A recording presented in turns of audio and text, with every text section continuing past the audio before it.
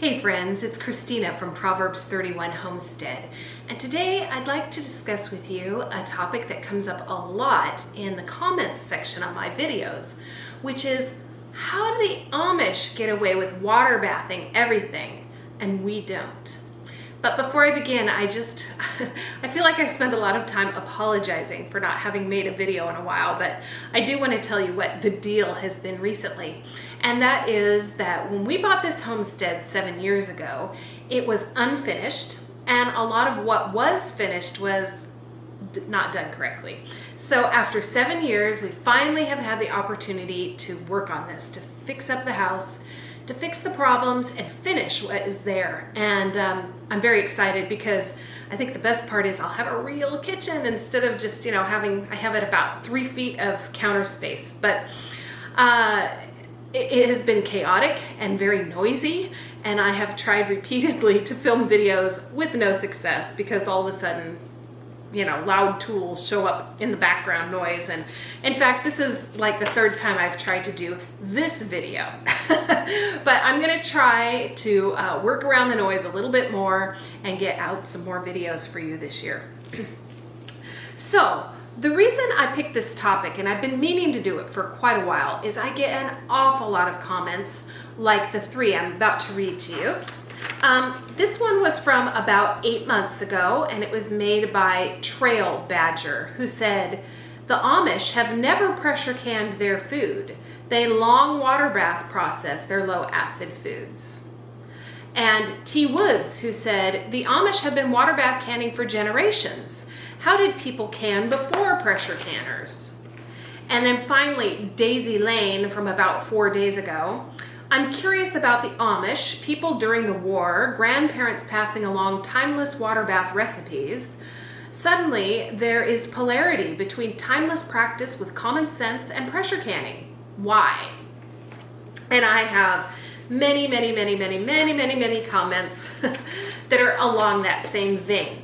So it's time to address them with some facts. Knowledge is power. So I think it just stems from misunderstandings about history and even about the Amish. And especially with the Amish, that makes sense, right? Because they're not online blogging about what they're doing. Fortunately, though, we do have some former people who are formerly from plain communities, that's probably a better way to put it, who are blogging and writing about certain practices among the plain community, which includes the Mennonites and the Amish. And if you're not aware, there are various levels even to being Amish. Some have super strict rules, and others, sort of gradually they get a little more liberal, if you will, with how they live their life. So when I discuss this topic, I often point people to a website called Just Plain Cooking. And it is written by a lady named Marie. And she is, I'm not sure what she considers herself today, but she was raised Mennonite. And she is currently what we would probably call a homesteader. And her website is more focused on just cooking and recipes at this time, but in its earlier stages, it was more of she talked about a variety of topics. But one of the topics that I'm glad, has kept on her website is called Old-Fashioned Canning Methods Still Not Safe. And I printed it out for the purposes of this video, and it has little muddy paw prints from my cats on it right now. I will link to this article in the description so that you can read the entire thing yourself. But Marie starts out by basically expressing her gratitude and her admiration for women like her mother and other people generations ago and currently who fed their families in plain communities. And then she says that when she got married, she started using what we would call safe canning practices and tested safe recipes. And her mom came for a visit. And this is what happened. She says, "In 2010, she," my mom, "gazed around my growing stockpile of home canned foods and made this pronouncement, a whole afternoon summed up. Your apartment is too warm. if you store home canned foods in this apartment, your jars will be exploding within a month. You really need to have a cold cellar where the jars can sit undisturbed. You shouldn't be taking off the rings either, or the lids will come off. And meat? Are you sure it's safe to can meat? I'm pretty sure you're all going to get sick from that. Marie, you really can't safely can meat. And besides, even if it is safe, you're putting up too much food. Only put up enough to get you through winter. Not a year's worth, just the winter. Home canned food doesn't last through the summer, not even in a cold cellar. So let's just start with this little section of the article. She says the apartment where Marie is storing her canned goods is too warm. Now, she's not saying that it's hot, like the person is hot, therefore the food is hot and the nutrients in the food are diminishing. No, that's not what she's saying. She's saying just putting it in your regular kitchen pantry with, a reasonably low amount of heat and no light coming to it is unsafe. You need to put it in a cold cellar. So when I have in comments said to people, that's because the Amish use refrigerators, but they're not using modern refrigerators with electricity. Some Amish people are using refrigerators that use gas or propane, but most of them are using old school refrigeration. So a cold cellar or a spring or anything like that is keeping things, even their basement if they have them, keeping their food at a low temperature similar to what you would have in a modern refrigerator. She's saying that's essential. She says you need to leave the jar rings on the cans. Now today, you can do it either way, although most people believe that it's better to leave the rings off because if you use a tested safe recipe, this shouldn't happen, but in the rare instance that it would and the lid came off, you would know instantly that that food was no longer safe to eat. But her mom is saying you have to leave that ring on because otherwise the lids will come off. And she says it's not safe to can meat at all. And she says you're putting up too much food because it's all gonna go bad because you've got too much of it, so you can't eat it in a quick enough amount of time, and it's not in a cold cellar, so it's gonna go bad before you can eat it. Now, Marie goes on to say that her mom used open kettle canning, which just means that you put hot food in hot, sterilized jars, you put the lid on, the ring on, and you turn it upside down, and in the morning, you turn the jars right side up, and they're sealed. And this did used to be a fairly common way of canning, especially fruit, or sometimes like tomato sauce, which we'll call a fruit product. But we now know that that does not kill any microbes in the food that could make you sick. But Marie's mom gives her a can of pickles that she canned with this open kettle method. And Marie thinks, I'm going to put my mom's home canned pickles next to my home canned pickles. Remember, she's using tested safe recipes and methods on my pantry shelf, and I'm just going to see what happens. And sure enough, after a time, her mom's pickles, the lid comes off and they're not safe to eat. But her pickles are still just fine. And her mom comes over and she says, what? Your stuff is fine and you put ours side by side? And Marie says that won her mother over and that afterwards her mom wanted to learn how to can the way Marie did with tested safe recipes. But the article doesn't end there. She says, another example I will give is my friend Leona, an old order Mennonite farmer in southern Ontario. When she showed me her cold cellar, I noticed strangely colored meat in one of the jars, and she said, oh, I guess that one's gone bad. She sure wasn't surprised. She regularly goes through and removes the jars that have spoiled. So in her community, canning meat was considered okay, but she had to keep it in the cold cellar, and she knew that she needed to go through her jars periodically and find the food that had spoiled, and that wasn't surprising. That was just part of the deal. You were going to waste some food unless you ate it very quickly because it was going to go bad. Then she goes on again about this friend in the Mennonite community. They have very, very strict rules about what can and can't be done. Never, ever, ever boiling water bath canned beans or corn, for example, and what to look for in a jar that has spoiled.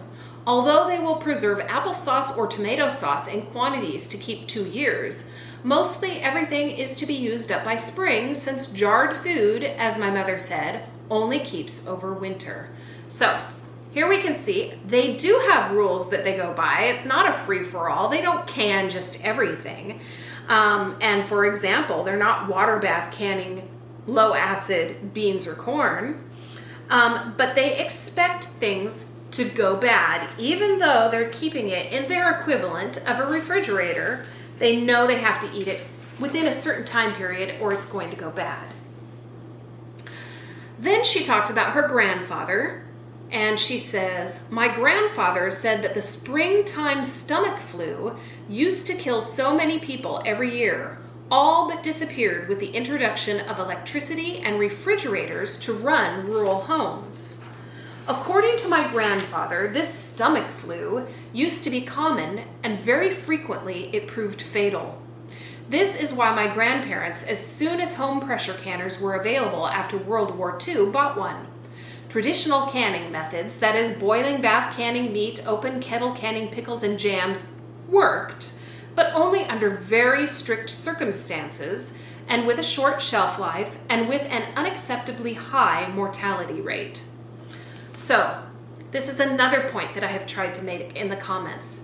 It used to be, if you look throughout history, that there was a spring sickness that was very, very common. And people just attributed it to living through a harsh winter, and many people got sick for unknown reasons. Well, it's very clear now in modern times, as we look back on history and as we look at certain communities like the Amish who follow these preservation practices, that spring sickness was at least in part due to spoiled food that people ate. Now, sometimes that just gives you a stomach ache, sometimes it makes you vomit, but sometimes it's going to kill people. Even if it's not botulism, it can kill people, especially children or the elderly or anyone who has like a weakened immune system.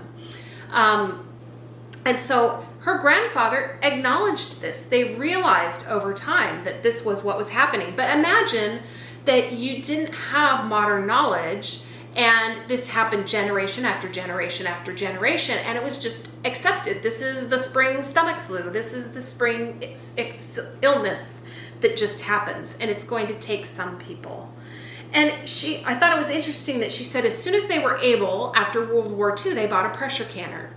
Well, pressure canners had been around for quite some time, really early ones in the early 1800s, but they were expensive and they weren't widely used. And I assume because of World War II, they probably couldn't get a canner in that time period because of metal shortages due to the war. But as early as 1917, the government was saying, if you want to can low acid foods, so meat and veggies, you need to use a pressure canner. And this is another point I wish to make. I hear a lot of comments where people are saying, but we have all this ancestry, all this heritage telling us to preserve certain foods this way, and it worked for them. Nobody was dropping dead. What's the difference? Well, I've addressed some of those things when we've talked about the Mennonites and the Amish and other plain communities, because this used to be the way everybody lived, right? Nobody had refrigeration, but they kept what they canned in a cold room or some similar form of refrigeration, and they used it promptly. They didn't let it sit on the shelf for a year or longer, certainly. But in addition, I will tell you, I have a collection of old Victorian and some a little bit earlier and a little bit newer also, homekeeping books and also cookbooks. This one is called Home and Health, and it is from 1907. And I'm not going to sit here and read a bunch of stuff from all these old books for you, but I will tell you that in all of them that discuss canning, there are two things to note. And one is that they will talk about canning fruit. In fact, the only chapter on canning in this book is called fruit canning. And it discusses that it is perfectly safe to can fruit. And in this case, they're talking about both jam and canning fruit in like syrup. So like peaches or pears in syrup. And they are using jars with lids, what we would call home canning. And you won't see them telling people how to do vegetables. You won't see them telling people how to can meat.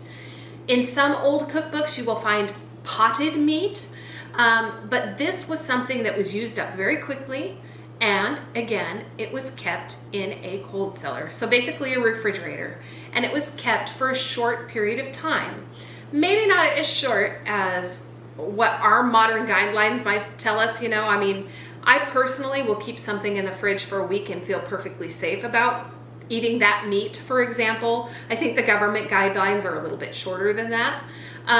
But still, it was a short period of time. Canning really has not been around that long. When you look at the history of people and of food preservation, it's relatively modern.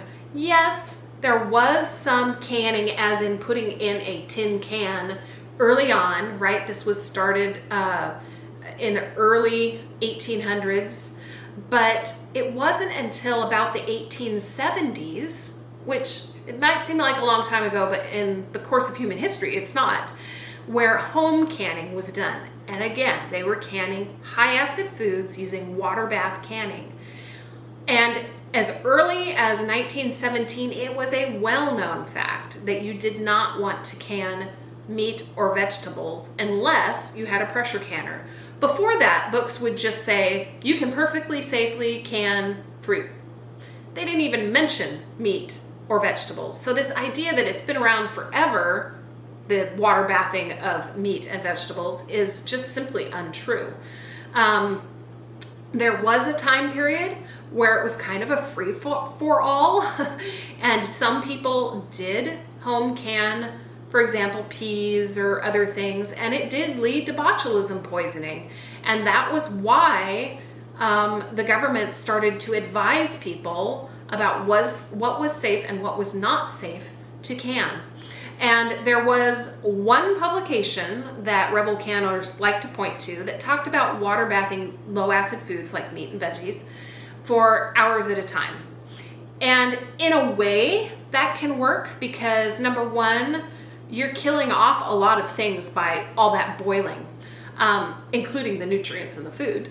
But it doesn't kill botulism. You can boil and boil and boil and boil, and it never will kill botulism spores that make you sick. And yeah, botulism is relatively rare. And yes, it mostly isn't coming from home canned foods, but why would you want to risk it? Pressure canning, you can get a pressure canner for not a lot of money when you consider the amount of food that you're going to be processing in it. You know, I think when I started, my pressure canner was about $75, and now it's probably around $100, maybe slightly more. You can always buy used. Take it to a like your extension office, and they'll look at it and check it over and make sure it's safe and tell you to get new seals and et cetera, et cetera. So it's not that expensive. It's not hard. It takes a lot less time, and your food is going to have better nutrition in it than if you water bath can it. So I don't really understand why people are resistant to the idea. So these are just some historical facts and some facts about how the Amish do things, and that was the main point of this video. So you can see that the people who say, oh, the Amish do it, why can they do it and get away with it? Well, they don't. It's misunderstanding about the way that they go about storing their food once it is canned. And I hope this has been helpful to you. If you have questions at all about canning or anything that's related to homesteading, please leave a comment. I read all comments. I try to answer every question I can in the comments, but sometimes it gives me ideas for videos as well. Do check out my blog, which I will put a link to in the description, because I've been blogging for a lot longer than I've been doing YouTube videos, decades, and I have lots of information on the blog about canning and lots of other homesteading topics. Thanks so much, and I hope to see you again soon. Bye.